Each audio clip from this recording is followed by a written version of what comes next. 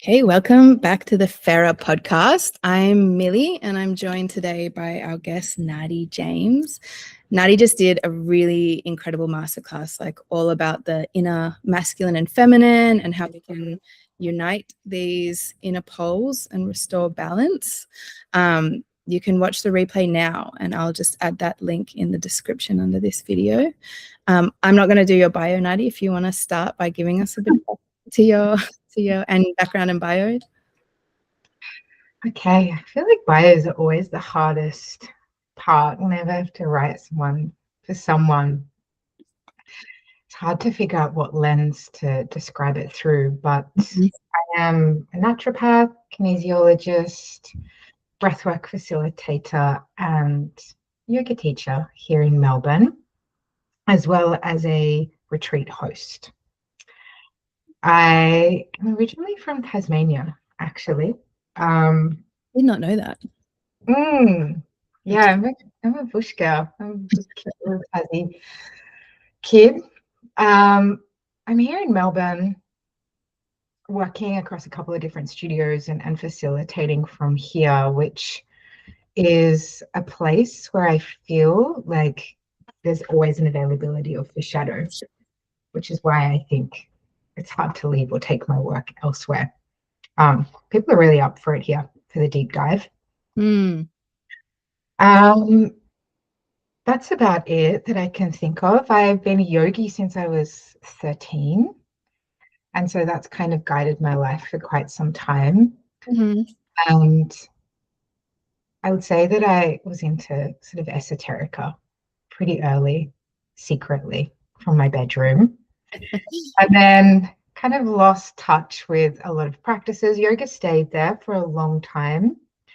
And then after quite a extended practice, I did my YTT maybe 9 years ago. And if I were to reflect on it now, I would say that was the journey of coming back into my body. Yeah, coming back into a sense of self-inquiry. Yeah. Yeah, well, that was going to be what I asked next, actually. So that was the catalyst for this journey for you, starting with the yoga at such a young age. Yeah, I would say so. It's hard to say what leads to what. I think I had an interest always quite a deeply reflective person. And because my childhood was challenging, the question of why and what and how things felt and how I wanted to process them was probably something that led me down the path. Yeah. And then the tools and the practices that kind of I explored and magnetized to were kind of, I think, just a continual exploration of trying to understand myself in the larger context of my environment and my life, my family, my friends, the world. Yeah. It's pretty impressive for a teenager to take that as this point. Like it goes like so much more wobbly before it ends up on this path. For me anyway, I don't know. But it did. I mean, I remember at about 13, I started journaling a lot. Questions like, why do I feel this way? Why am I behaving to this way? Like, what is it? What is the seed of what I'm feeling?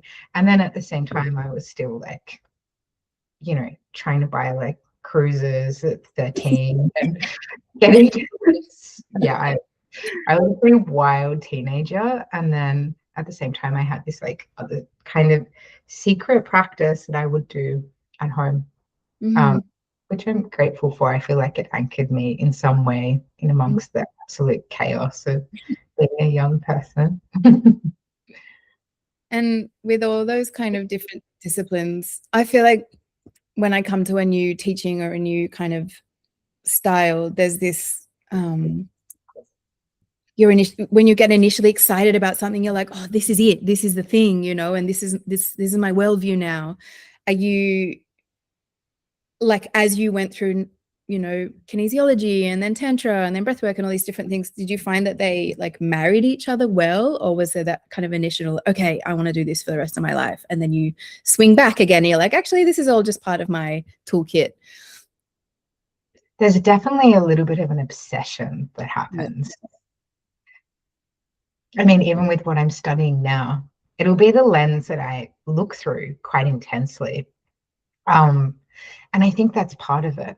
That's part of the learning phase, is to get really kind of obsessed to some degree.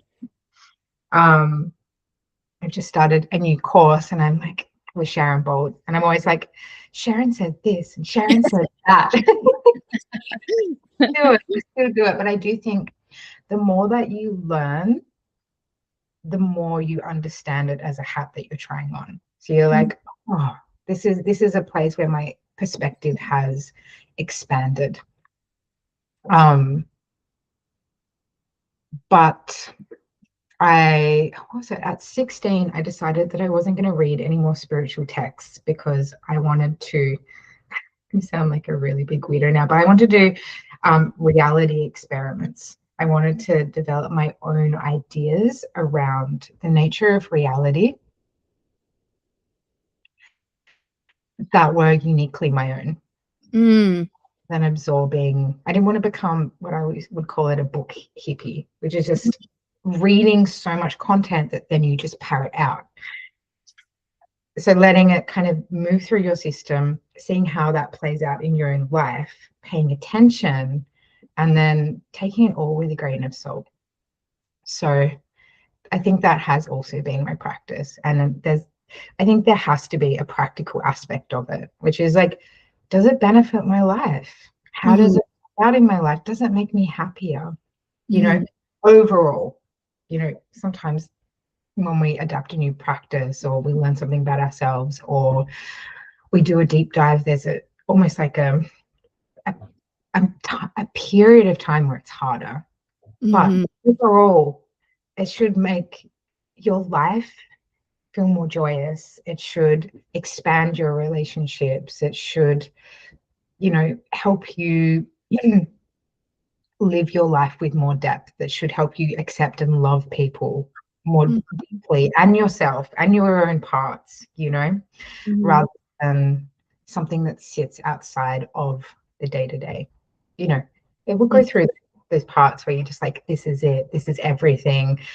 And then, you know, it should do its full circle eventually, and like weave and filter back into your existence in a way that is deepening, fortifying, helping you love more, helping you accept more, being a better partner, lover, friend, mom, whatever it is.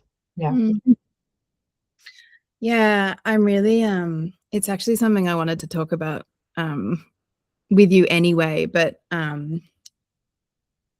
I did see on your profile that you have animist written there, and it's actually something that I've been exploring like a lot recently. My 4-year-old is asking some really big questions at the moment, particularly around death, and it's asking me to really open up these channels of inquiry for myself at the moment as well. Like I feel like I as a person do have these like, I go through these big phases of being really questioning and, you know, having this big awareness and wanting to like do all these things, and then I feel like you kind of need that kind of what you said about like, now I just need to live my life, you know, and I need to not be obsessed with thinking about these things for a second and just live life. And I go through that cycle myself, but seeing it mirrored back to me and my child, it's pretty confronting, you know, and it's almost asking me to have some kind of foundational stability for him that I just don't think I have, right? For myself, let alone to hold that for my family or my kids. And I do remember though, like I went to like a Christian high school, and I remember sitting in religious studies when I must have been 17. And the teacher was explaining in his terms the kind of like linear progression, you know, from this really basic concept of animism to the modern religions that we have today. And I remember thinking then, even like, well, animism just sounds pretty good, to be honest. Like, it sounds like the thing that makes the most sense. Like, I don't know how we got here. But for me, it's been this really slow progression through, childhood Christianity, then Christian Latonism, and then, materialism and atheism and skepticism, because that's what I thought intelligent people, they're the beliefs I thought intelligent people held, when I was at university. And then, the last 15 years, opening myself back up to the mystery and what's going on in the world. And I'm really in this, like what you said about trying different hats on, I kind of see that as it's a positive, but I also see a negative in it in some way. Of, had I just had like a solid foundational worldview, it would, to me, it would feel more, what's the word? Peaceful, maybe, easeful. And I don't mean Christianity, because that was what I was brought up in, and it has not since resonated with me, but some kind of, I don't know, and not to like romanticize the ancestral ways of living or being or whatever, but to constantly now being like, does this hat fit me? I don't know, maybe not, and try on another one. And how does that relate to my identity? Where, how does it relate to like this culture that I feel like is lacking in me? And, I'm also, my parents are from England, and my son was born in Guatemala, and my husband's from Israel, and blah, blah, blah, and we're all from everywhere. And we don't have this kind of like just held container of culture that makes you feel supported and kind of lets you get on with your life in a way. Instead, there's so many questions and this kind of floating around. And yeah, anyway, there's just a lot of swirling around at the moment, and this idea of like, okay, well, I want to read and explore and all these things. And at the same time, like, I just need to live my life too, and I need to show my kids what's real and what we know to be real, and these experiences that you can have. And yeah, I'm curious, like your journey through all of this and where you started and where you are now, because it's yeah, it hasn't been so straightforward and linear for me. Mm. I mean, I just want to mention that I remember the first time that I realized that my parents were going to die. Yeah. And I know so many people that is like this like quite pertinent core memory. Yeah. Yeah. Like just realizing really what death means. Mm-hmm. All that, I can remember there was this butterfly, very sensitive kid. I probably could have picked it, but I found this butterfly, and we were living in Austria when I was kids, and the butterfly had a broken wing. And I just pieced together that the broken wing means that it wouldn't eat and that it would die. Mm-hmm. And I can remember going to my mom being like, we got to fix this. Mm-hmm. I was like, get out the glue, get out the sticky tape right now. And she's like, we're not doing that. And I lost it. I cried for like 6 hours because I realized this concept of death. Mm-hmm. And I think from there, we kind of travel through this disillusionment with the idea that death is ever present, or that the existence that we're in is kind of temporary, because it'd almost be too much for the human psyche to hold on a day-to-day basis. Totally. And I think that in some ways that's also like a way that we can like take in content, new ideas. And is that you don't even need to hold it in your mind. Everything sits within your psyche. So you can also just drink in lots of different information, and it can kind of sit there in a way that the mind will never understand. Mm-hmm. And if I was to pick a philosophy that I know to be true, the only thing that I'm certain of is I know nothing for certain. Mm-hmm. And then it's really hard, because in this kind of like these more dualistic paradigms that we exist in now, where there's light and then there's dark, there's good, there's bad, there's separation, there's an idea of right and wrong, of control, that if we do this, we know that it's going to be right, or things are going to be fine. Even the certainty around death, we're like, death's over there and we're here in the light. Mm-hmm. And I think a lot of older systems of thinking were a little bit non-dualistic in nature, is that, and especially the female psyche is inherently non-dualistic. Mm-hmm. And so the world that we were raised in allowed us to hold the unknown more deeply. And that is what it is to, dance with the mystery. And so many of our old world cosmologies are in relationship with the mystery. And so they were raised, or there was this umvel, as you'll call it, Mm-hmm. where we were taught that certainty isn't a given. Mm. So to almost decolonize our minds and to come back to a place where we can start to learn to hold multiple truths, or be more comfortable with the unknown, is a huge process. Mm-hmm. And I think in every biologist is a little mini animist. Yeah, totally. Not to mention I studied biology as well, same as Billy. And I think, none of us, well, all of us were lit up by nature because there's a little animist in us, where, so whatever drove us was this deep, relationality Totally. with whatever sector. For me, it was always animals. I was like, yeah, I really want to be someone that loves plants, and I do, but I was like, I'm an animal girl. Yeah, me too. Yeah. And then I was like, I want to study animal intelligence and consciousness in animals, and they're like, it's gonna be a long time till you do that. And I was like, okay, yeah. Yeah. Yeah, I have a very similar, I didn't do all the yoga and stuff, but I did have exactly what you said. I just loved animals and the natural world around me. That was that's where I spent all my time, and my thoughts and everything was there. And then to go to university and to see these really, these people that everyone's telling you are intelligent. We don't have traditional elders, medicine people. We don't have these people in our communities. So we look to experts instead.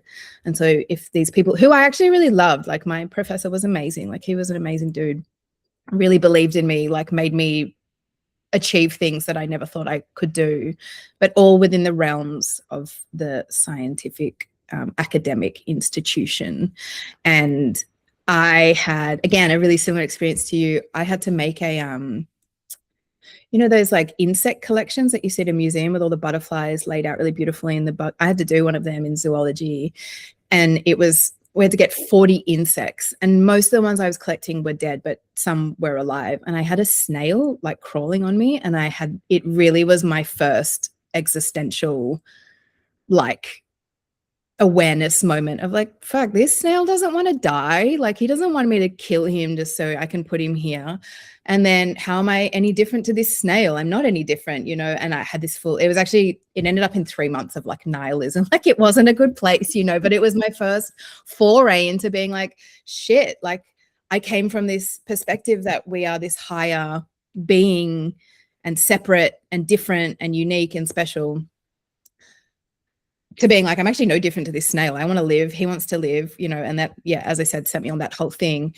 I have since come out, and, again, these things are constantly changing, then I experienced psychedelics, and I did see death for the first time in front of me. Someone I loved died while I was with them. And that was a magical experience. And, I've had experiences since then that continue to shift and morph and change. And, now I don't think I'm exactly the same as a snail. I do think I have a higher consciousness potential. I don't know, it's constantly shifting and moving, but thankfully it's left the confines of materialism, because in my journeying through all of that, interestingly, I felt like atheists, and I keep saying scientists, but then they're not all the same, are they? But materialists or realists, were way more dogmatic than any spiritual or religious person that I'd come across. They were more closed-minded and more no, this is exactly what it is, which was very freeing for me in a way, because I could just be actually, you don't know, you're not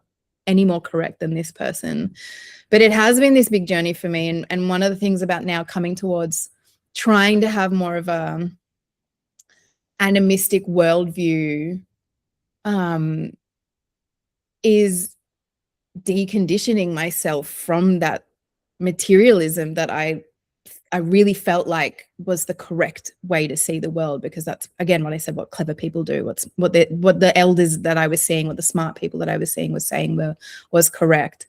And now I'm in this, and that's what I wanted to ask you, like, you're also holding scientific training and mystical wisdom, and I'm really always curious about how people hold this intersection in their work, and how they allow it to play out in their belief system or the work, or what they're saying to people, especially if you're in a direct place of, like, I guess you're not giving advice, but offering wisdom and offering up teachings and stuff. It's a pretty important place to be. Like, it's a very, you're holding a place of authority with people, so people will take seriously what you're saying. So how are you holding these worlds together? I'm so curious how other people are doing it. Very funny. Thank you for asking that. I literally was talking about this last night with a friend. And I was talking about my own blocks around sharing kinesiology on social media, sharing some of these, the more animist, I suppose, shamanic lenses, the energetic work that I do, the beliefs that I have around that, my own personal experiences. And that, the hard part is the parts within me which are worried about what other people think. The skeptical people, the scientific people. And it's probably because I within myself used to be one of them. So it's my own part that I'm like projecting out and having fear around what others would think. And for me, it feels very easy to hold them. Because for me, I find it all to be true. It's all true. Materialism is true. And it's like, say if you had an injured knee, and if you go to a physio, they might palpate it and maybe check range of motion. And they will have an understanding of what's going on with your knee based on musculature and like how it moved. You might go to someone else, a doctor, and they might do an MRI. And so then they're seeing all these like moving colors and these layers of soft tissue, and they can be like, oh, there's inflammation. We can see a little tear here. And you might get an X-ray and it might be an entirely different image. The problem is the same. What is happening is exactly the same. It's just a different lens. So it's interesting when we're looking at, the quantum world and the material world, or the Newtonian sciences. They are like, we have Newtonian sciences that are like in biology, and then we have like the quantum sciences, which are like in the rest of science. And it's almost like this big no-no around how they intersect, which makes no sense, because we're not looking at two separate systems. They're one system from a different lens. And I feel that way in my work, So the material expression of what is happening is still an energetic underpinning. And it doesn't matter what layer we go into it. Sometimes like one layer makes more sense, but it doesn't mean that it's not affecting all the other layers. So as an example, if you have got digestive issues, and if I have someone come to work with me in a one-on-one sense, it might depend on their worldview, what entry point is easiest for them to work with. That's really important. But for me, it doesn't really matter so much. We can work on it in an energetic sense around like what emotions or places where the energy is condensed and creating a physical effect, and we can enter that way, Or we can enter through the physical realm and be like, okay, let's do some microbiome mapping. Let's look at your diet. And quite often, I think we have to kind of work on all of them. Mm-hmm. And sometimes we can work our way through as well. So you're like, okay, I'm one of those people that I'm eating really well. The mappings come up fine. Everything else is good on the physical realm, but I'm still struggling.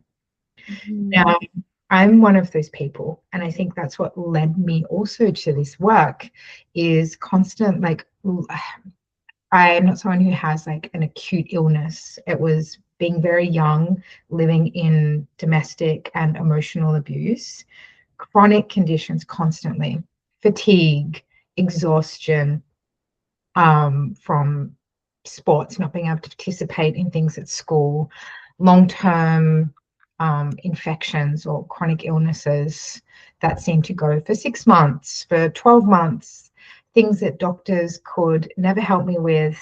And then I started going to alternative practitioners at about 15. And that's when I started receiving energy work or herbs, and that was the only thing that worked for me. Mm-hmm. And it's the model that I run with now is if it works, it works. Yeah. Like if it Mm-hmm. works, it works. And to be a scientist is essentially to be someone who stays open and curious. And when we look at the nature of the hypothesis, it has distilled within it this idea that everything is possible and that we can never really know. Mm-hmm. I think the way that that is expressed in contemporary science is a closed-mindedness, when Yeah. really science is meant to be about a why and a curiosity. And if we can't prove, there's always, we never say something is 100% not true or something Mm-hmm. is 100% true for good reason, is that there's always possibility in there. And within science, within the material sciences, is inbuilt so much wonder and so much magic. Yeah. Like when I think of some of the things that we take for granted within science, which is, now I haven't studied straight science for a long time, so if there's any scientists out there it's not perfectly right, apologies. But when you think of, what is it, DNA polymerase, and you've got this crazy bound DNA that's like packed in to this minuscule little cell, and then you need a new protein, maybe you scratch your skin and it's like, okay, we got to replace that protein. We want a skin protein. DNA polymerase, I believe is the correct enzyme, goes in, knows exactly where to go. It doesn't have to search through these thousands of nucleotides, goes to the exact protein, copies it, and then goes from that, replicates it. Tell me that isn't magic. Tell me that there is not intelligence built into every cell, every enzyme, and that is animism.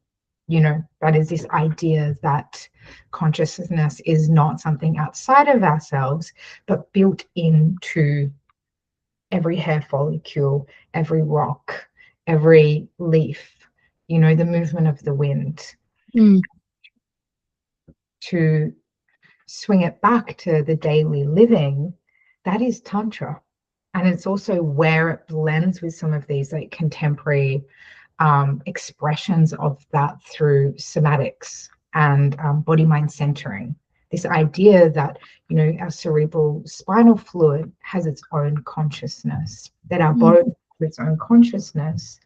And what I have always loved about Tantra is it was called the household yoga, because it was about how can we be intensely present with the day-to-day as a practice of devotion, washing dishes, being with friends, like, drinking your tea, because everything is divine, everything has consciousness. Yeah. Um, I wanted to ask, going back to what you said about when you're treating clients, like whatever works, works. How important is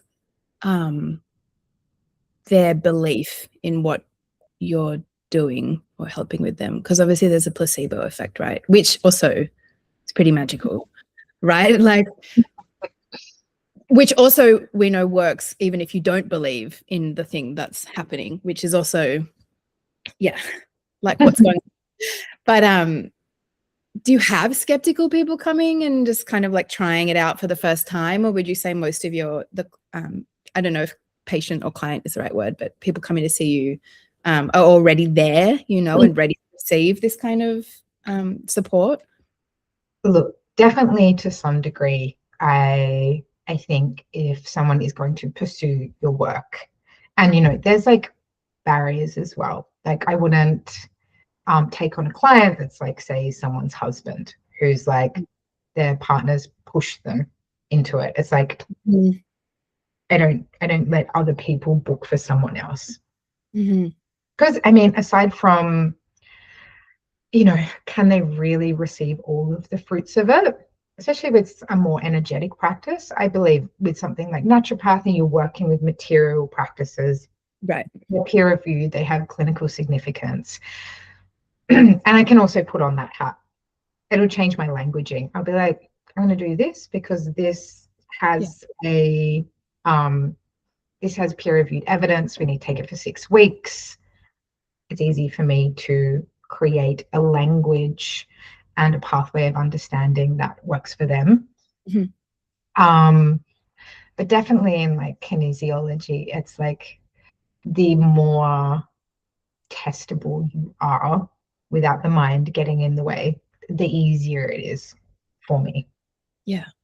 And in your own personal journey, what are the tools or modalities that had the most profound change on you personally? Gosh, that is a tricky question. I'm not really like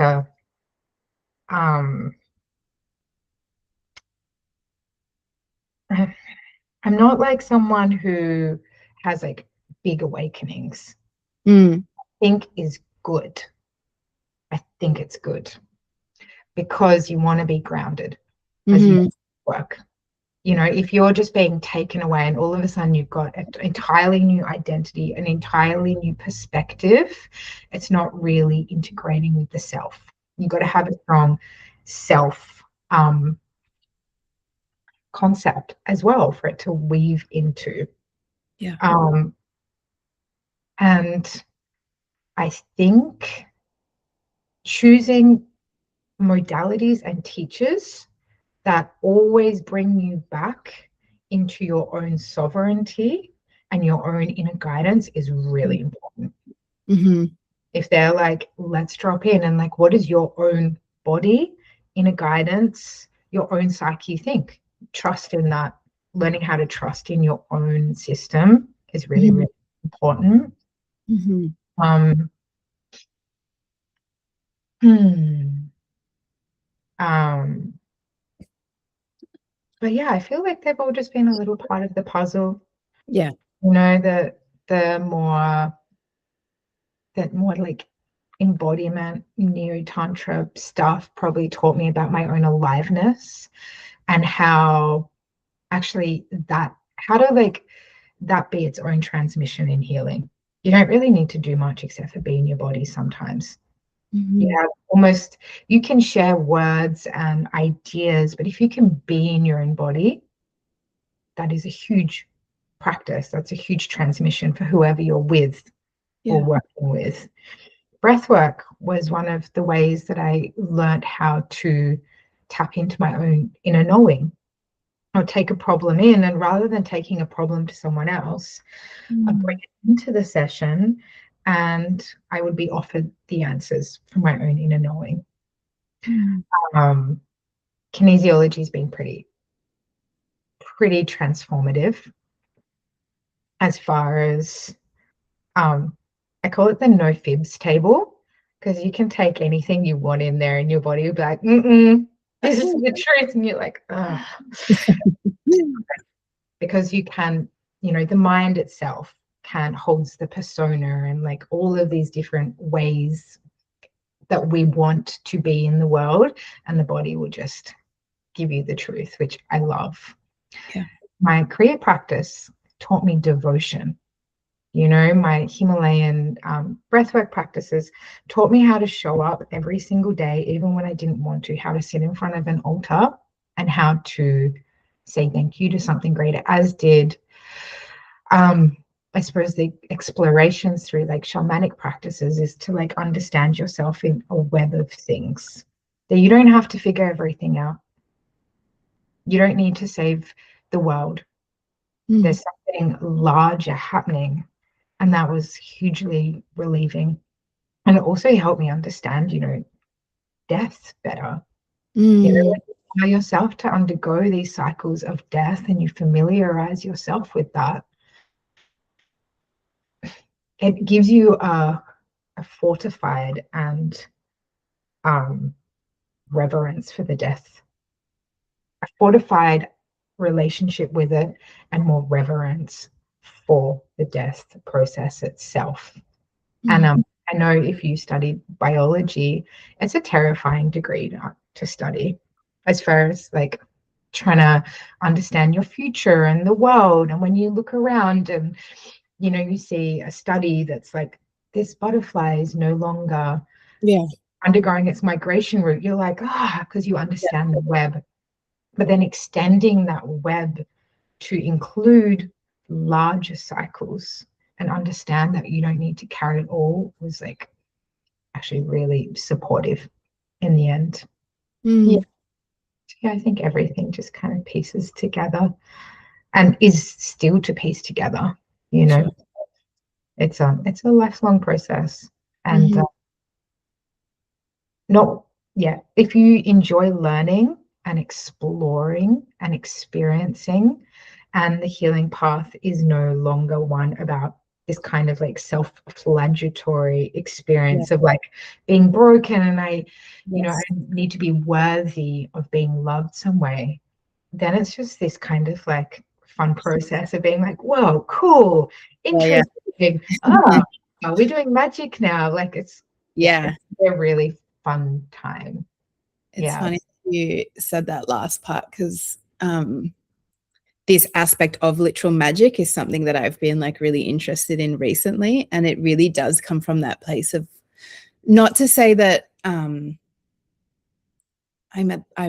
some enlightened being that's at the end of my healing journey or anything like that. Like that's not what it is, but to just like go back to that feeling of awe about the world and the joy, the joyfulness, and to, I mean, really revel in the privileged position of being in a lifetime that I have the time and space and capacity to like explore all these different things and enjoy them and play, like to play, like if you see animals or kids, the whole world is just a big play thing, and everything is through the lens of play, and you really, it's scary how quickly you lose that as an adult, and you can get, as what you said, in this self-flagellating, like, poor me, my healing journey.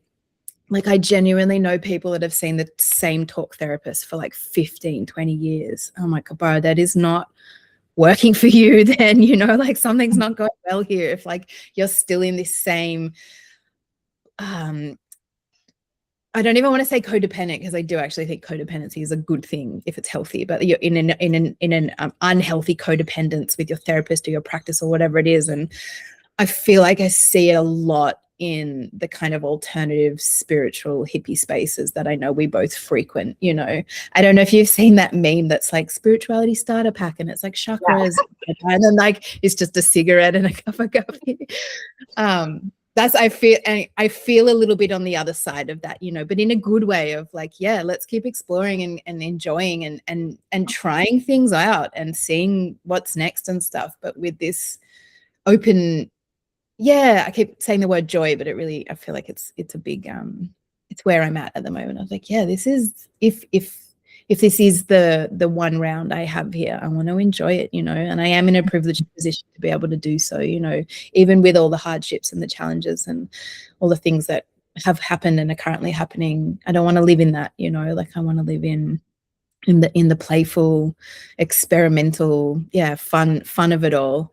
And I like that kind of cosmic joke, you know, idea that the universe is just having fun with itself, you know, like what else to do but to experience itself and experience everything that there is to offer. Yeah, I wanted to just briefly talk about your masterclass a little bit, actually, because it did really stay with me since then. And I really, really, really recommend, if anyone's watching this, to go and watch Nadi's masterclass. It was so good. You know, FERA, when Karina and I started this, it really was about, just encouraging women to, encouraging all of us to uplift each other, you know, like it doesn't matter if you have 100,000 people on Instagram or whatever it is, like you still have really something interesting to offer, you know, and we really want to platform that and uplift that. And I know you're doing a lot of that work too with the retreats that you're running. So we are constantly kind of thinking about women and what are women going through and reflecting on our own experiences. And one of the biggest moments of reflection has been this transition into motherhood for me now with 2 kids as well. And through that lens, even more seeing just the complete fragmentation of women and their power. Really swirling around this idea that not all feminism, in my opinion, has been very productive for women. And that includes the kind of really fluffy feminine embodiment teachings and you know, that I feel like are really pervasive in the kind of more spiritual communities at the moment. And I really do think they have their place, you know, like it is really important for women to remember that they are wild and we're wild women and blah, blah, blah. And that like feminine power is as ancient and as powerful as it gets, you know, the woman and fertility and the earth mother and that life-giving force and literally creating consciousness with our bodies and, you know, women and the feminine power being revered above all else. And now for me, it's and not to the exclusion of men, right? Like, of course, I had my years of being like, fuck men, blah, blah, blah. But that's, you know, not really me. I love men. I love the men in my life. Obviously, I know some really problematic ones. We all do. But I know so many good ones as well. And, you know, how are we building this together? How are we changing that fragmentation and you know, like it's that pendulum swing again. Like, are we going to go all the way back the other way before we find some balance? And I guess I don't necessarily see that in society where we live is a pretty normie, you know, like it's a very white Australian normie kind of part of the world. I don't know, you know, like what's your take on this on a wider scale? Like, how are we getting back to feminine power and embodiment in a way that's real and has like real teeth to it, you know? Look, I do agree. I think that there is some pretty conservative values that are deeply patriarchal have woven their way into alternative women's embodiment stuff, because it's like, be the goddess, but do it in a pretty way. Yeah. You know, don't forget to be hot while you're expressing it. And it's still filtered through the male gaze, you know? Yeah. And there is nothing wrong with expressing yourself for the male gaze. Yeah. When it's intentional. If it's for the girls, but actually it is entirely through the lens of patriarchy, which is maiden, specific, how should I say it? Expressive, like trying to attain certain body types through different shapes or angles that are very geared towards the patriarchy, all of this type of stuff, it's not what the actual goddess is about. It's in and through itself about expression of the feminine, which is not to cater to the masculine, especially not through the immature masculine's views. And I also see some hierarchical stuff that comes through it. You know, it doesn't feel deeply accessible to everyone. So then it's not part of the solution for me personally. Yeah. But it's a challenging topic to talk about because it's nuanced, it's complex, and we're all trying to figure our way through it. Something that's been really, really important to me, working in the feminine embodiment space.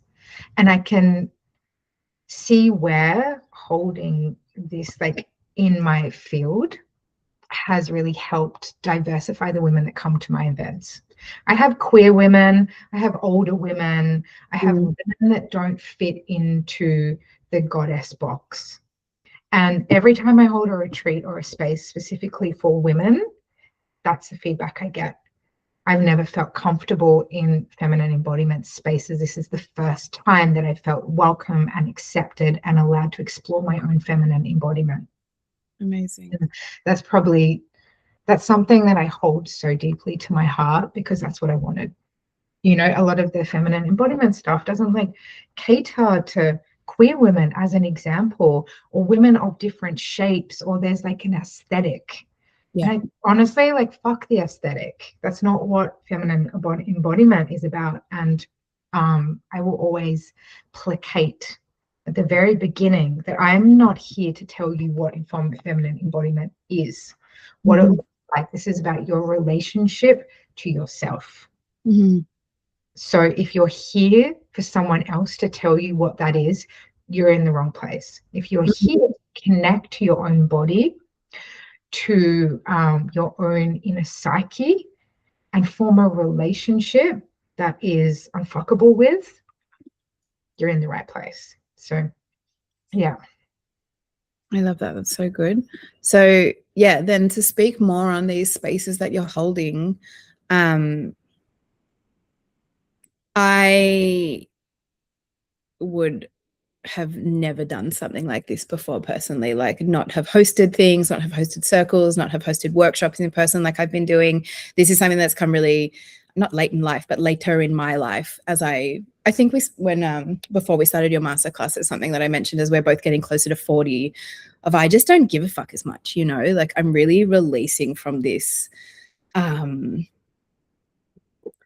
yeah, I guess it's even a self-obsession. Like no one cares that much, you know, about me and like all that kind of stuff. And it's really freeing to release from that. And what I've been realizing is the stuff that I want to share, like all the knowledge that I feel like I want to share is way stronger than if what I care about myself coming across like, and it's something I also inherited from university was if you can't memorize or if you can't speak for an hour presentation with no notes, you're an idiot, you know, you're a failure. That's how I felt, you know, in every presentation I did, I would want to vomit and I would have everything written out because I'd be so scared and stuff. And now again, a big part of like decolonizing my education and worldview is to fuck right off, basically. Like who cares if I have all my notes in front of me? Who cares if I make a mistake? Who cares if anything? Actually, I'm not here to be perfect. And the whole thing about the circles and workshops that I hold is that I'm not an expert and I don't have to be. I know this information and I'm willing to share it, and we're all here to learn from each other. So I've had, again, a gradual progression into being yes, confident enough, but also just ready to host things and be in this position. So how was that journey for you? Were you always kind of confident in front of people? Were you always hosting things, or was it more like it's a gradual drift and you just felt like now is the time? I mean, no. It's not. Honestly, being a facilitator and a space holder has been the strongest medicine today. I'm sure there's going to be lots, potentially, like, if I were to become a mom, or if I were to start like my own school, which I've been told is a huge initiation, but becoming a facilitator has required every ounce of courage that I have, because I'm not a naturally extroverted person. Like, even if you look into my astrology, like, it's all about woundings around communication. It's about woundings, about visibility. I have always been terrified of being seen. Yeah. So it definitely was some soul calling that my soul was like, we're going to do this because this is the only way that you're going to be able to grow. This is really important that it's just as important as what you have got to offer is actually what you have to receive from this work. Mm-hmm. So the evolution of becoming a facilitator, and I am so excited to see the woman or the facilitator I'm going to be in another 2 years, another 10 years, another 20 years is so exciting, because I've been very intentionally starting to work with women that are much older than me. My mentors are in their 50s, in their 60s, and it reshaped my perception of age, looking at them and being like, oh my God, you are amazing. The level of groundedness, the level of integration, the ease in which you are just yourself. And I'm like, I cannot wait to get there. But I mean, I started teaching yoga, I think we're coming into 9 years ago. And because I was way too terrified to ask a studio to work, I just started creating my own community events and my own community classes. And those first, the first classes, I can remember I would let people know and then straight away sabotage it. I'd be like, yeah, I'm kind of holding a yoga class, but you wouldn't be into yoga. And they're like, no, I really would. And I'm like, it's probably on a night that you're not free. And they're like, no, I'm free on Tuesday nights. And I'd be like, it's ages away from you. And they're like, do you want me to come? And I'm like, I don't know. I remember my first class, it was my boyfriend and my best friend came. I'd literally not told anyone, cried, decided that no one wanted to come to my class and that there's no point doing this. And both my partner and my best friend were like, you didn't tell anyone. And I was like, no, it's not that. And they're like, I'm telling you. a slow journey from there. And even deciding to start doing retreats. And I suppose since I've started doing more altar work and developing a deeper relationship with my, I suppose, my own inner wisdom, or a deep listening, it's like I don't get a choice anymore. When an idea comes and it's like, no, and the idea will come through and it's like, it'll be like, I want you to put on a retreat. And I was like, no, who am I to put on a retreat? Me with my, back then, like 800 followers. Who am I to put on a retreat? What have I got to share? And I was just like, I don't care. I want you to do it. And so I did it. I found a way that I could do it that worked with my threshold. So the first retreat was a camp out. It was extremely cheap. And it was me. I had my mom cooking in the kitchen. I had my 2 other facilitator friends. And I worked at a venue that I'd been at. It was like, and even then, because I was still trying to find my worthiness within it, it was hard to get people there because I wasn't confident in the message, but it didn't matter. I got 8 women came. Half of them I gave like tickets to that were cost price, but I followed through with the action, even though I was terrified. You just show up for the action one step at a time. And every time you do that, you teach the part of yourself that you can do it. And I can remember on the Saturday night, I think I facilitated 15 hours straight. And I was like, where did that come from? That's crazy. And I was like, never do that again. Number one, you don't need to do that. But at the end of it, I cried because it was this huge amount of grief of saying goodbye to the part, or not goodbye, welcoming back in that part that didn't believe I could do it. Yeah. I'm such a big believer in just do it. Yeah. Do it scared. And that is the way that you teach the parts of you, the imposter parts, that you can't do it. You can't show them, you can't provide them evidence of it.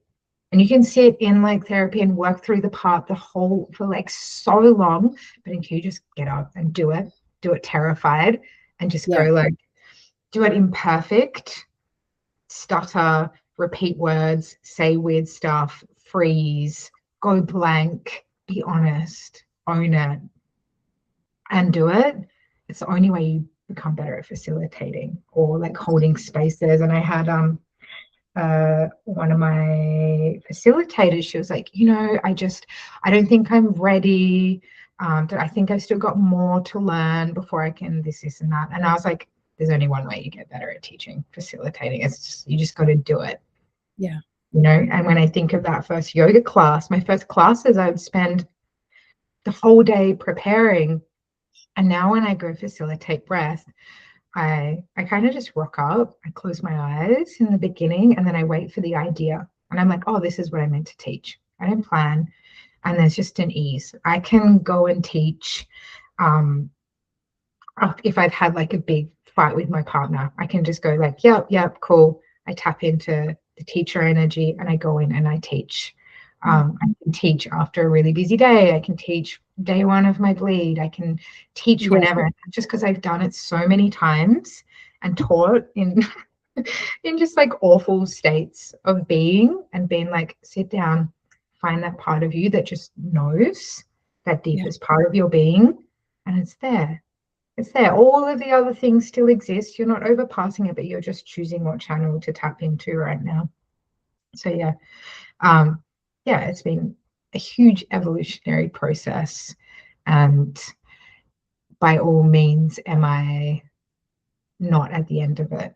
I'm so excited to be able to be those like 50 or 60-year-old teachers that I sit in front of, and I'm like just so in such admiration of, and their journey as well, and the teachers that I look up to. I mean, they've shared the same journeys as us. They've been like, oh, I thought I wanted to do this, and then these are all the mistakes, and I just showed up and kept on going, and now it gets to be easy. Yeah, it's a whole new world. Hey, when you start doing stuff like this, it's so exciting. Everything you said kind of ties back into this, what we were talking about with the aesthetic of feminine embodiment. I feel like when you're in front of, a perfectly imperfect human being who is sharing with you, it gives you so much more permission to also be in that space. I like what you were saying about the women that show up to your retreats and they feel at home and they feel safe and they feel comfortable and they feel like they finally found their place.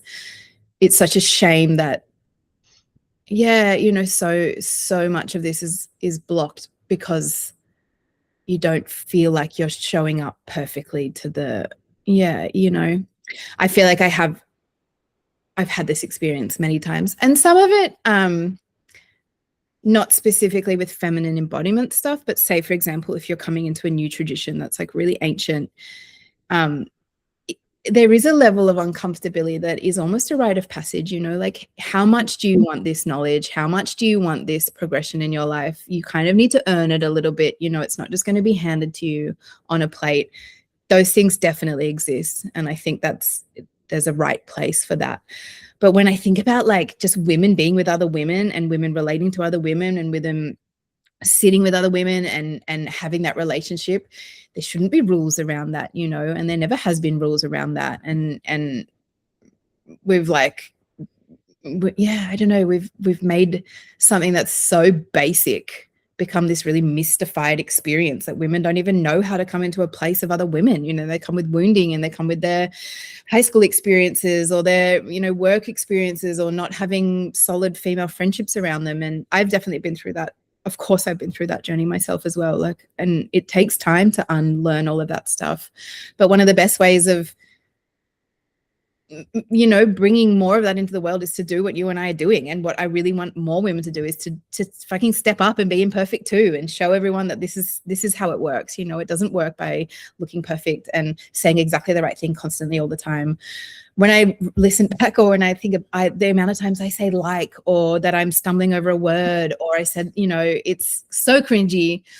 It's actually something my husband Shaka, who you know, is also been on this journey of visibility, because we really want to both have online jobs. We want the freedom of working from home. We want to be movable and flexible and be with our kids. And so it's driven us to do things that we would never have done before. And one of these big things is visibility. And I remember at the start when he would try to record videos just to do a face to camera to Instagram, you know, the camera roll would be 500,000 takes, you know, 3-second videos where you're like, hey, fuck, you know, like, Yeah. you know. And then now he literally just like, oh, I need to make a video. He's outside for 15 seconds. He comes in, first take. He doesn't care, you know, because it's not about being perfect, and you get used to it and you become more comfortable. And yeah, it's I really want this for lots of women to feel that thing as well. And I think particularly, as I said, for example, running a women's circle, you don't need to be an expert to host a women's circle. Like, yes, there's probably some things that you're not trained to support if someone's going through a traumatic issue, obviously. But in terms of just sitting in a circle and sharing what's on your heart with other women, you don't need a piece of paper for that. And I think we've really forgotten that, you know. Yeah. Do you still experience imposter syndrome, or do you feel like that's abated? No, all the time. Yeah. All the time. Yeah.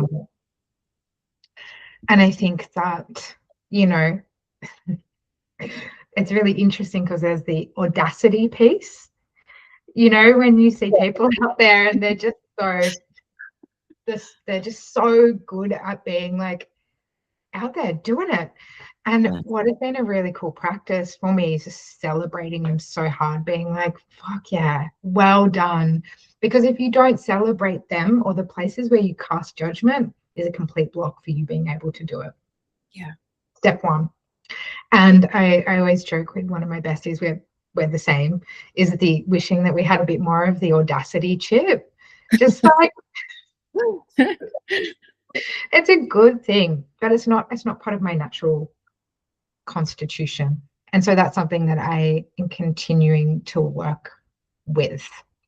And also, it's also because I can continue to find new, I keep on expanding. I'm like, cool, when I feel comfortable, I'm like, I wait for the next idea, and the next idea normally asks me to step up again.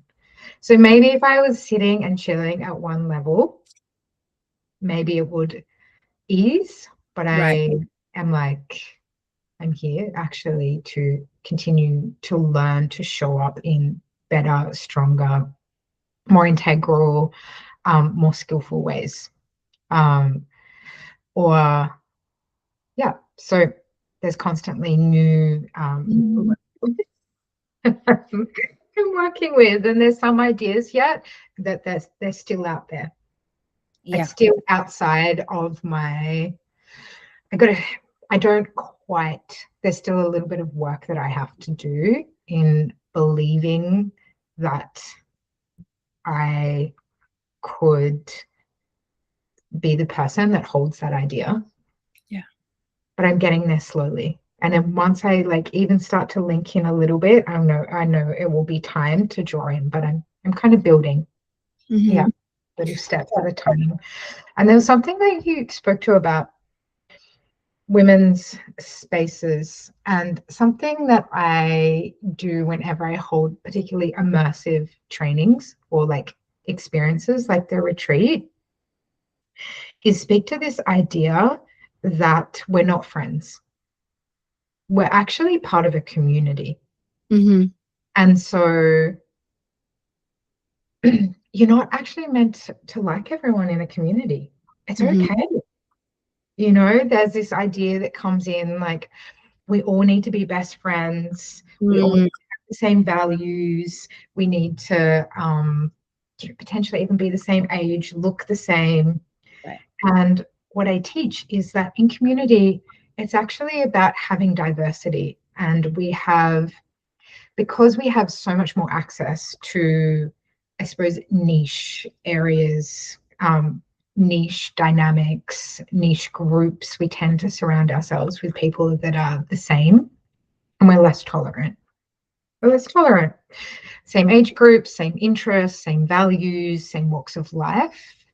And so, as an example, when we come on retreat, we start to engage with people who come from different demographics or even different age brackets, which bring different values. And it's our work to learn how to be together in community. Yeah. And how to, there is a way of being together that is outside of whether you like someone. As an example, inclusivity. You know, no one gets left out of the village.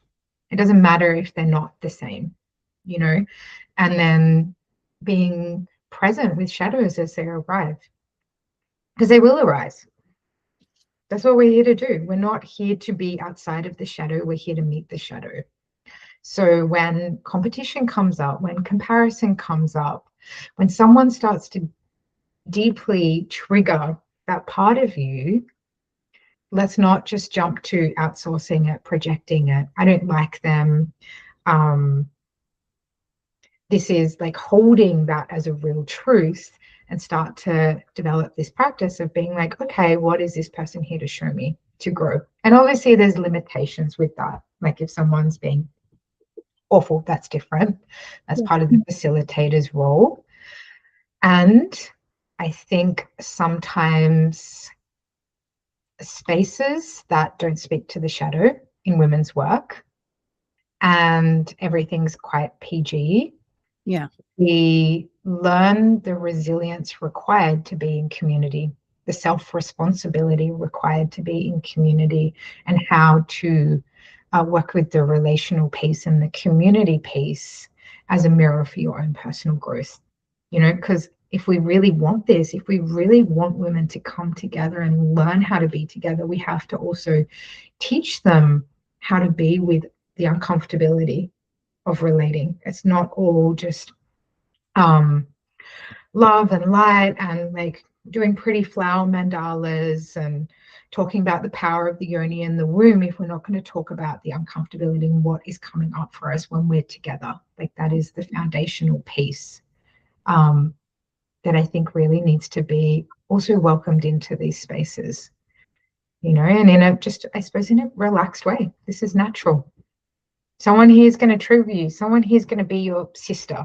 Someone here is going to be that girl who kissed your boyfriend when you're 16. Someone here is going to be your dad, your mum. And someone here is going to bring the thing that at your deepest desire you really want, but you are too scared to claim, you know, and that is all part of it, and learning how we can be interconnected in that space. So good. Yeah. So your current business model, I guess, is to host retreats. Is this every year or like a couple of times a year? And then you're also doing private practice. Are you doing and teaching yoga? Like you have this huge mix of offerings, right? Yeah. Just thinking about it, how hard it is to be someone who has such varied interest when we live in such a reductionist niche business model world. I mean, that's just my mind, my interest doesn't work in that way. And I don't actually think that humans work in that way either. We're all complex, Yeah. nuanced, even the ones that don't think that they are. You are. Mm. So currently I teach weekly classes. Yeah. Breathwork mostly. I'm teaching at St. Haven, which is a private members wellness space. It's a little bit more high end in the city. And then I'm teaching in Eltham at Black Mat yoga. And I love that because they're like little, just like little practices of self-reflection and clearing that you can do on a weekly basis. I got my one-on-one practice. The naturopathy is online. The kinesiology at this point is in person. And then there is workshops. So I would like to do another womb workshop this year. Then I do the breathwork experiences, so larger breathwork journeys. And then I'm also doing a soul portraits workshop in Byron in July, which is a breathwork shamanic journey into creative expression. And then I've got the retreats, which are more of the deep dive. So I'm not sure if this will continue the way it is, but at this point, the March retreat and the October retreat are the same program. Mm-hmm. And so we decided to run it again because so many people said they wanted to come who couldn't come in March. And then I'm also hosting a retreat in Sri Lanka in October as well. Wow. Amazing. Yeah, so I'm doing that with one of my old friends and then mentors, and I suppose now colleague, Heather Layton. And she's a self-development coaching shamanic background. So we're going to go to Sri Lanka for a week. Yeah. Wow, incredible. This is always a hard question, but how do you feel about pricing your work and putting like a monetary value on it, especially when you're sitting in this kind of intersection of healing and community and spaces that can feel uncomfortable to monetize? That's been a hard one. And it's been 9 years that I've been holding spaces. And I think through the practice of being so burnt out, so exhausted, pouring everything into my work, juggling, working other jobs so I can pay for my, I suppose, healing hobbies. That's actually been almost the entire time. It's been healing hobbies because pretty much almost a few of my events have been break even just through the time I've spent in the actual event or hosting, facilitating, but it's never covered the amount of work that I've poured in. And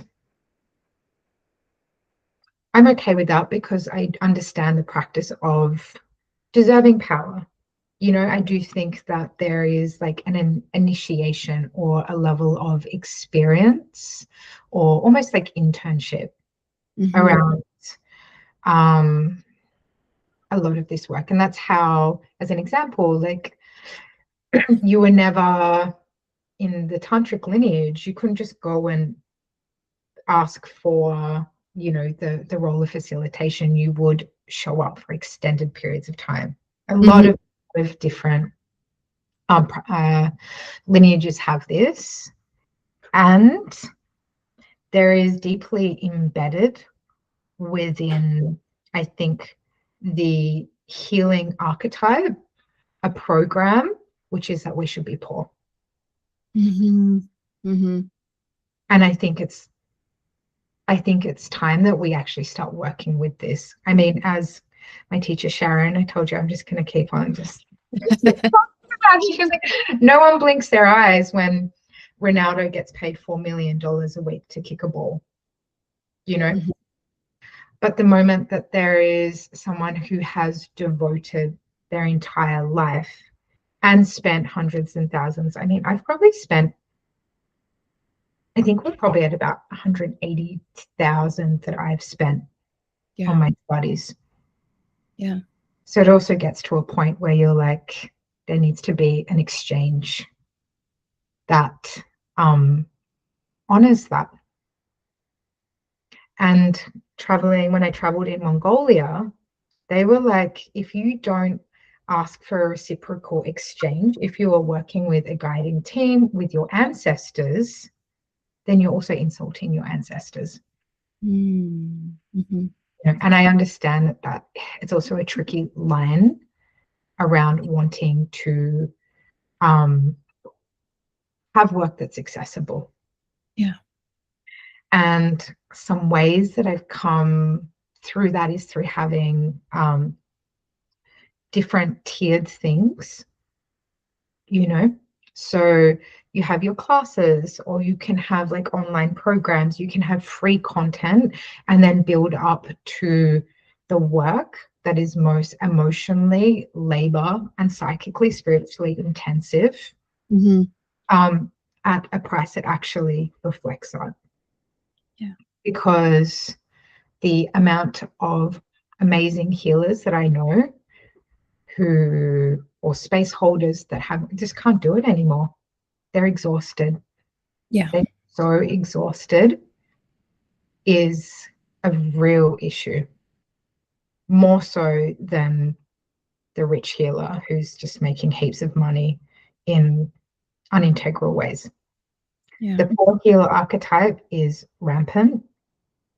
And I do think if it's something that you want to work with, you have to also work with those parts within your psyche, the self-worth parts, the imposter syndrome. And then also there's a piece around martyrdom, especially women within industries, and this idea of overservice, Mm-hmm. to do unpaid labor, unpaid emotional labor, unpaid psychic, spiritual labor. And then sometimes it can run in your lineage as well. Yeah. Mm-hmm.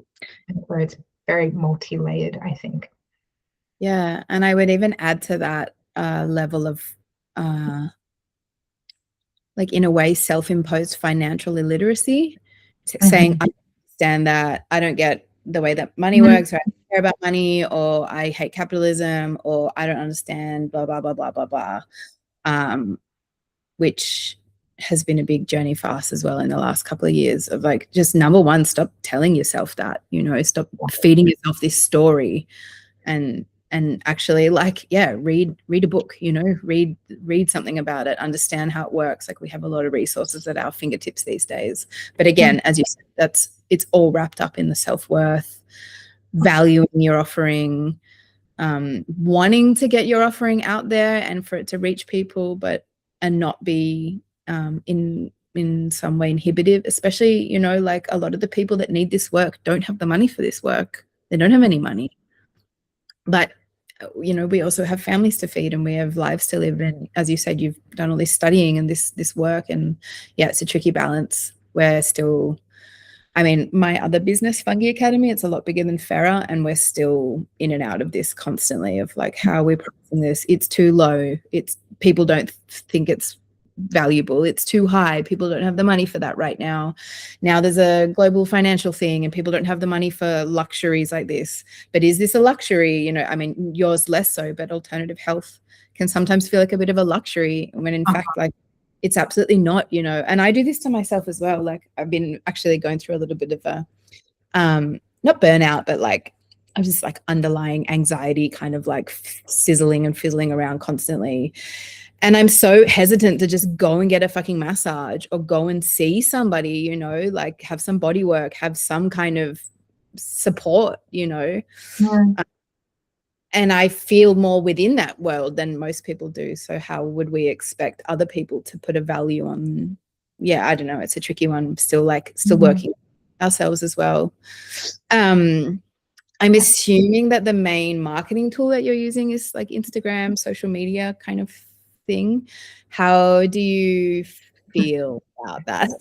Because you're also doing sensitive work, you're doing quite intimate work.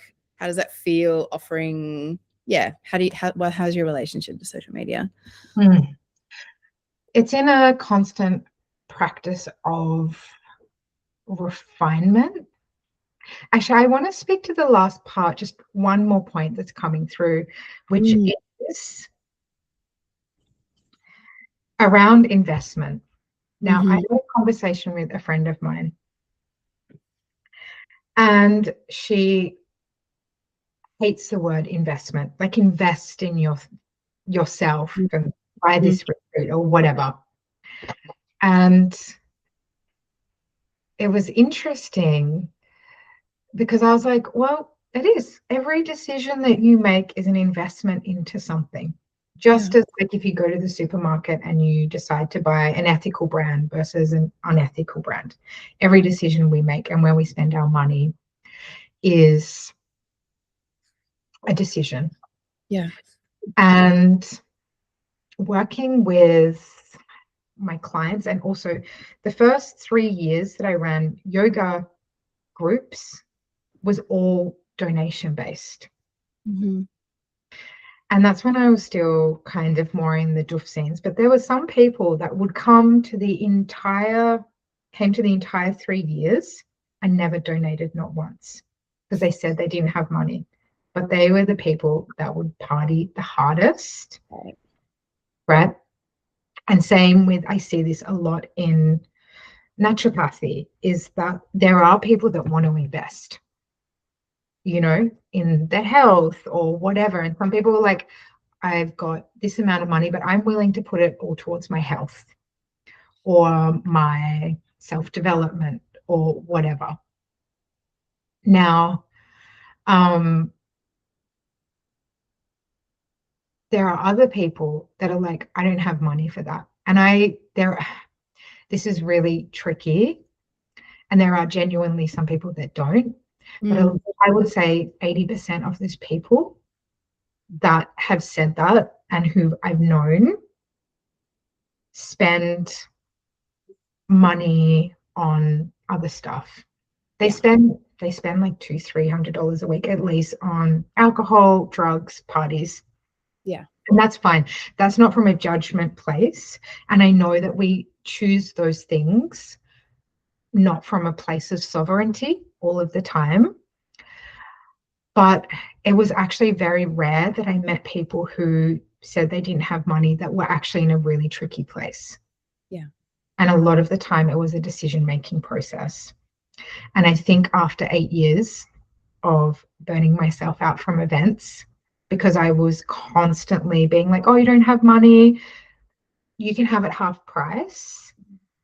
But then seeing where the investment really was with loving compassion for myself and for them now, I'm like, this is the price.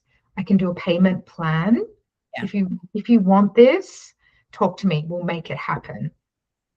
And that's something that I have actually found is maybe more truthful than especially in Australia. And I work with some, like through NDIS, I've worked with some people who really genuinely cannot afford it. But most of the people that I spoke to, if they really wanted it, they could probably make it happen. And I will say that that's still working within a price range that is honest. Yeah. It's like working with the amount of hours that I put in, and the level of devotion and heart, and how much more devotion and heart I can pour in when I feel like I've received a exchange which is honoring of that.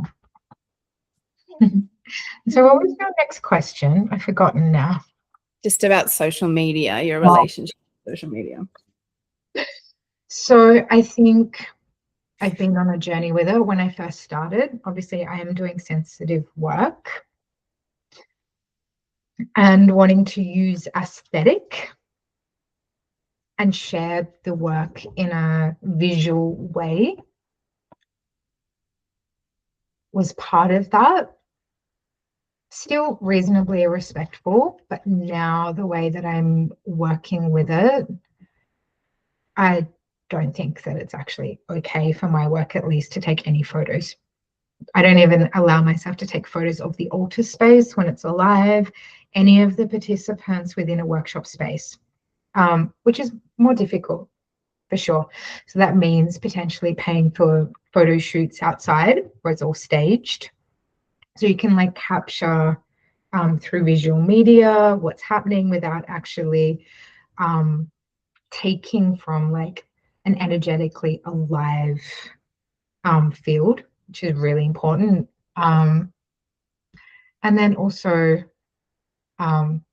just accepting that the social media program is geared towards a very specific set of criteria, and you can move quickly sometimes, or you can move in an integral way. So there's things like glamorizing, playing on people's wounds, like, hey, do you feel like you hate yourself? If you buy my program, like, do you ever just find yourself like not being able to get along with other women? Do you feel like you're comparing yourself? Do you look down on yourself? You're not alone. You're playing on someone's wound, So there's lots of ways that you can use social media to hook. Same with the aesthetic. Do you want to be a divine earth goddess? Do you want to look as hot as us?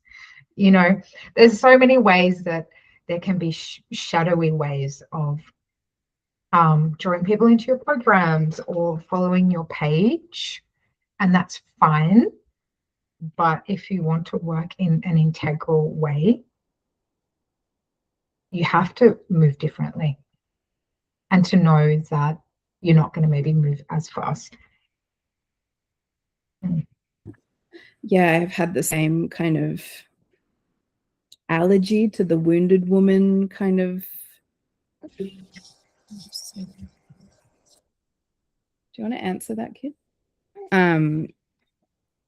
Not even as a marketing tool, but just in general, and not to deny the fact that there is definitely, like, I don't even know what the word is, a market for that, right? Like there is, and I think the same about the wild woman and this kind of aesthetic, which I feel like is a really important entry point for a lot of women to leave the patriarchal capitalist mindset and remember that your roots 100% a valid and necessary entry point for so many women, but just where I am personally in my life right now, like I don't relate to that as much, and I'm not really into seeing the wounded woman, oh, we were never taught about our cycles and we were never blah blah blah blah blah. Like we know, or I know by now, like I'm not in that category anymore, and it's more exciting and encouraging and inspiring for me to see women just doing cool shit and really like owning that and being authentic and really, and I feel that is also a general trajectory to looking, if I see it in a linear way, of forward to wise women, elder women, women that have just gone through these things already and are now in that different phase of life, which to me is, I think we spoke about this also, like I don't really follow maidens on Instagram anymore, like it's just not something that is interesting to me anymore. I feel very removed from it, and instead I want to see these amazing old women with like white hair, about whatever the fuck, like but that's not necessarily the biggest consumers on Instagram right now, or the biggest marketing group, if you see it from that way. And at the end of the day, like we do run businesses, this is a business that is making money, and you need some kind of platform that shares that you're a person doing this work in the world, so people know about you. Really back and forth with this stuff of how do we be authentic? How do we allow for all sorts of women from all sorts of different walks of life? How can we relate, but also at the same time, like maybe we're not for every single woman on earth, we do inhabit niches, and they're important niches, because they do speak to people and there is work for those people in that place. I don't know, again, like not an answer, but just we're constantly kind of back and forth. And my business partner and I, Karina, she's from a very different background to me. She's from California. I think she's even from LA. you know, like the aesthetics, the accent, like where she comes from. And she's also 7 years younger than me, you know, we're in really different places. Although we're both mothers, we kind of have the same motherhood trajectory. We've had very different maidenhood trajectories. And yeah, and sometimes I'm sure some stuff that I post, she's like, what the fuck? And sometimes so I would post that. But yeah, I don't know, you know, it's that big, it's all working together to like attract some women, obviously. And at the end of the day, like, yeah, the growth of the Instagram is really small, and it's going to be gradual, and it's going to take time, and that's at the cost of not doing things that are inauthentic for us, you know. I mean, every time I post a story, I lose a couple followers. Yeah. I just like instantly lost 10. I'm like, I'm not even being a contrarian. I'm just making totally. this is just me and my dog. And then people are like, oh God, must unfollow that woman. Like, yeah, it's all easier. It gets easier. Now I'm like, bye-bye. It's good. Every time, especially if you are posting offerings, if people unfollow you, it's good. Yes. Because if people aren't interested in your offerings or your voice of what you've got to say, it's better that they just leave. Yeah. It's not personal. It's not personal. And I do have I do have friends who have like 10 times the following as I do, who really struggle to fill their events. Yeah. And so it's more about who's listening. Yeah. You know, are they people who are interested in what you've got to say when you are being yourself? And then as well as that, it's like, if you're, there's, what's your intention of your platform? If you're just here to be witnessed, to be seen, then that's entirely different. For me, I'm like, it is here as a vehicle for you to have a very small taste of me and then come hang out in person. Yes. That's it. Yeah. That's pretty much it there. It's not so much a place where I want to be witnessed personally or my journey personally. That's so fine for those of you people who are using it as a place of expression, but that's not what my platform's for. It's there for my work and my work alone. So even the parts that I'm sharing are very specific to who am I as a facilitator, in what is the nature that you would get to know me. I'm not there to be like, the relatability on a personal level necessarily. To some degree, yes, but not all the way through, because that's not the way that we're going to be hanging out or meeting. So because of that, I also want people who are the type of people who are like, either you're just happily there for the tidbits and the little bits of information, and or you would like to participate in one of my offerings. So if I share an offering and then heaps of people are like, I'm out of here, I'm like, perfect. Yeah. That's good. It's okay. Yeah. And the other piece is that, working with ads. And I know I've got some friends who are like, I would never want to work with ads. I don't believe in that. But for me, I'm like, this is my job. This is my business. If I can, Instagram's not the same place it was 5-6 years ago. 5-6 years ago, you would have an account, you just post some random things, and next minute you've got thousands of followers. My friend was like, when he first started, he's a hairdresser, and he would post a couple of little things, and he's like, I just had so many followers straight away. He's like, my following hasn't grown in years because the market's entirely different. So it's really hard for your platform to be exposed to new people. It's really, really hard. So whenever I've got an event, I'll have a very small little amount that I'll devote to sharing this work with the right women or people that would be interested. And I feel like that's been really, really useful as well. Yeah. this went way longer than I thought it was going to go in a good way. Last question. What is next for you? What's coming up? What are you working on? What's the biggest? There are two bigger pictures and I'm not ready to release. They're like the big ideas. And they're just circling over here. I've got some steps. I've got 2 trainings that I want to complete and then integrate before I could offer them. But I think at the moment I'm just preparing for these retreats. Continuing my kinesiology studies, continuing my like shamanic space holder, animist style studies. I think that's it. Aside from all of the offerings that I've shared already, I think that's probably plenty enough for me at the moment. Yeah. And is there anything that you want to mention that we didn't talk about or didn't touch on? No, I think we did well. We traveled far in the conversation. Amazing, Nadi. Thank you so much for your beautiful masterclass and for this conversation and for your support of FERA so far. And just excited to see what you do next and how we can kind of keep supporting each other and lifting each other up. Thank you so much. Thank you for having me.